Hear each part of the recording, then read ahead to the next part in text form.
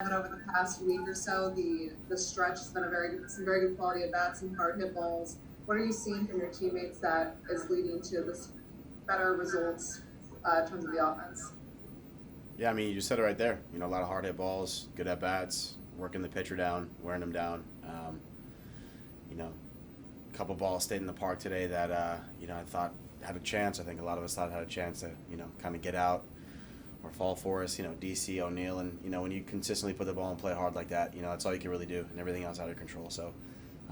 It's obviously hard to see in the moment, but just sticking with it, staying confident in it, and just going out there and continuing to take, winning at bats is the mo of our lineup. So that's all there is to it. Thanks. Sorry about that. It's all good. Zach, Sue? Yeah, I'll just jump in now. Guys, to that end, obviously a lot of chances for the offense as a whole. So you take the positives from being in those positions, and how do you kind of weigh that with the fact that there were the chances, now you're capitalizing? Like, how do you guys balance the positive and the things to learn on from that? I always think you take positives from a game. Schulte says it best. You kind of treat every situation, every experience like you're driving in a car, larger front windshield than you do have a rear view mirror. You learn from the things in the past. You learn from the events that kind of change you, but you continue to look forward. And I really do like that analogy. I think it's really important, especially with how much baseball we have left, and how each game just becomes more and more valuable. So you learn from everything you're doing well, stay positive within yourself, and go out there and again keep that winning mentality for the next day. Derek, Rule?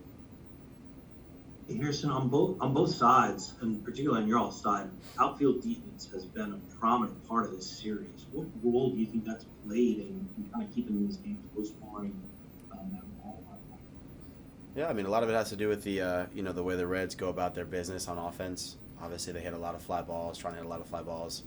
It's a small park, so they're playing to their advantages, and I think that as an outfield, we know that and we understand that going into every at bat. So. It's not that you kind of expect everybody to hit a fly ball, but you just keep in the back of your head that getting around the baseball, getting through the baseball, hitting a cutoff man, the little things where runs, backside runners might play more. You just give it an extra look, I guess. So yeah. You have to. So what you have to be aware of defensively, do you have to fight the urge to go that way offensively, try to do what they do, or try to hit a bunch of fun balls? Yeah, no, I mean, I think offensively, obviously, I think it's a different conversation. It's important for every player to do what he does best, and play his own game, whether that be on the ground or in the air. Just again, defensively, it's important to understand your opponent, and understand what the pitcher's trying to do to the opponent. Obviously, that's the name of the game, but again, in the back of your head, a lot of these guys, because of how small the ballpark is in certain areas, especially with certain hitters, you have to understand what they're trying to do and play accordingly. Thank you, Harrison. No problem, Derek. Jim Hayes? Hey, Harrison. Hey, Jim. Castillo's obviously a really good pitcher. What makes him difficult when he's on his game?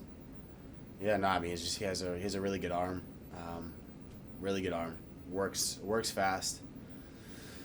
His intention is to throw strikes, and he allows his stuff to play out of the zone just naturally. He doesn't really change up his arm speed on his changeup, which I think is his most effective pitch, especially to righties.